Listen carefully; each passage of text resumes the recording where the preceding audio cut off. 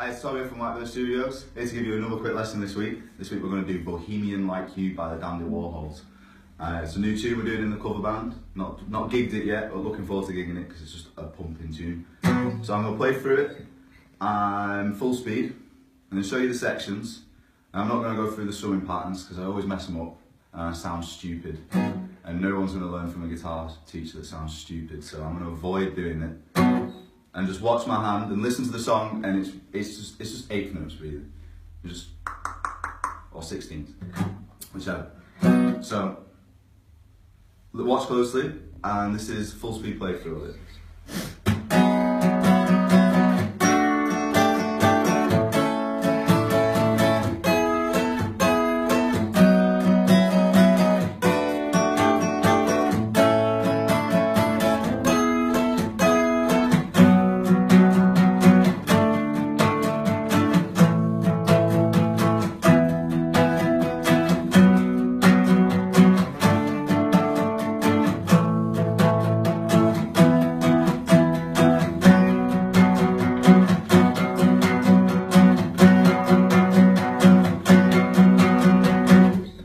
Okay, so there it is. So the intro is quite clever, really, in the way that he's made the chords sound the way they do. You're taking an A-shaped B major bar chord and just playing this bottom bit like you'd play an A chord. So you're moving an A chord up 2 frets, and you bring your thumb over and you can mute the low string, and with the top of your finger you're muting the A string, and the back of your finger isn't barring on that E string, so you can really dig in on the chords for it. So and he adds a sus2 or a sus4. I'll be corrected on that. So you're going to play a B, and you're adding your 3rd finger or your 2nd finger onto the 5th fret of the B string to make the sus2 or the sus4. And then you're going to move this up to a D. So there's your D. Here's your D for this. Same thing. Little pointer on the strumming, they start on an upstroke. Next one is an A. And most of you have probably seen an A played like this. This is an E-shaped A major bar chord. Well, we're going to take away things. So we're going to take out the A string with our 3rd finger and bring our 3rd finger down here.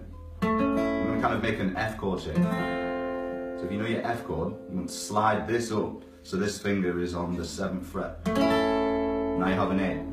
And you're going to do the same sus2, sus4 adding thing with your little finger on the 7th fret of the G string. And that's it. And you're only really playing these 3 notes. Thumb is muting, finger, tip of that finger is muting, and then back of this 1st finger is muting that. And that's it. And now we move to an E major chord. So there's your E, and you're going to take it, again, play like the D and the B, and the same thing. But you keep adding that one. That's it. So I'll play through the intro, purely the intro, and I'll do it half speed, as close as I can.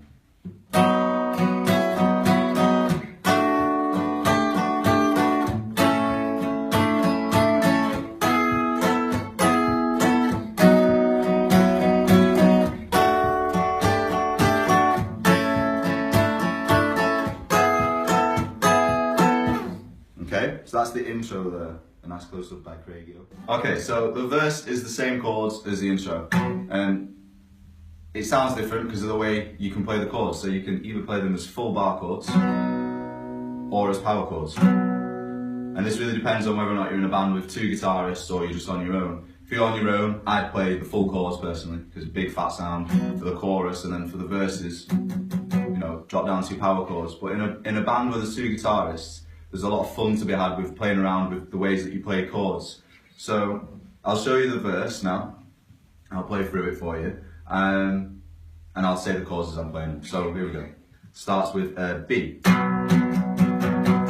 a D, to an A, to an E, power chords. And now we've gone to the chorus.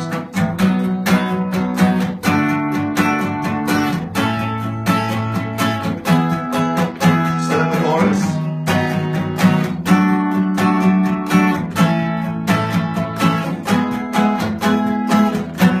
Okay, now I've gone back. So I've played the verse chord progression in 3 different ways there to make the music move a little bit more. With this tune being so static, you want to make it a little bit more enjoyable to play whilst you're learning it. In the band sense, you know, stick to what you know. When you're jamming on your own, you want to experiment with things. So for most of the verse, I was using the power chords because they're a lot quieter in a sense. They're not as full, so they don't sound as big. So you've got space to sing over the top of them. You're not intruding too much with your guitar. And then when you come into the chorus, the added doubleness of this chord now brings the music up without turning it up.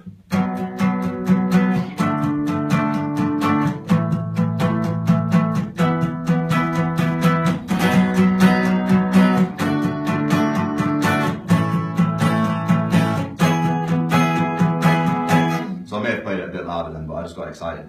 So that's Bohemian Like You by the Dandy Warhols. I hope you've been able to learn from the song. Try not to go too much into the strumming pattern because, as you can see, it's really just downstrokes all the time, or upstrokes depending on what you want to be doing. So check the lesson out and then go and listen to the song and learn where all the stops are, and then try and figure out what the organ's doing and the breaks and stuff like that, and just really have a play about with it. It's such a blank canvas with all of these different ways of playing your chords over the top. You can have lots of fun with it. So, peace. Thank you.